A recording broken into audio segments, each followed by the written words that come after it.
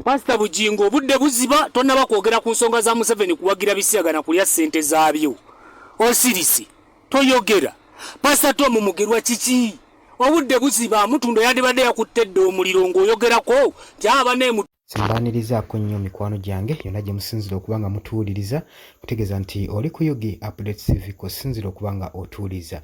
Mwebale nnyo kwekumira ku mayengo ga Yugi Updates TV. Mikwano gyange abali emitala w'amayanja, abali Qatar, abali Dubai, abali Saudi Arabia, abali Oman, abali Qatar, abali mu US, abali mu UK, nammwe abali mu South Africa, nammwe abali ku muliraano Kenya, mbanirizaako mwebale mu mulimu gw'amaanyi ogw'omukolo ogw'obutaweera okubanga mutuwuliriza, omulayikinga, omusubscribinga, omusharinga.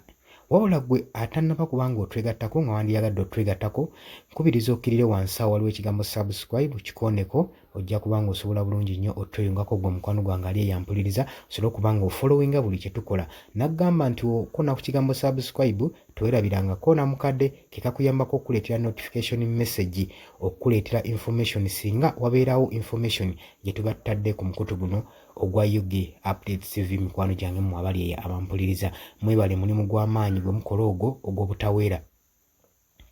Ngenda mu maaso n'okutegeeza abantu mwena abaagala okulanga ne Yugi Updates TV.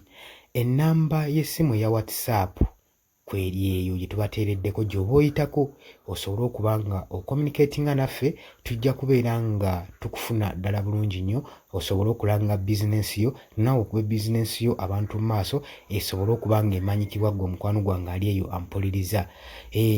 Ng'abalala bwe mu kikola n'abalala tubakubiriza mugende maaso n'okulanga naffe. Tubaagala nnyo mikwano gyaffe era tubategeeza nti mwebale kwekuumira ku Yugi Updates TV.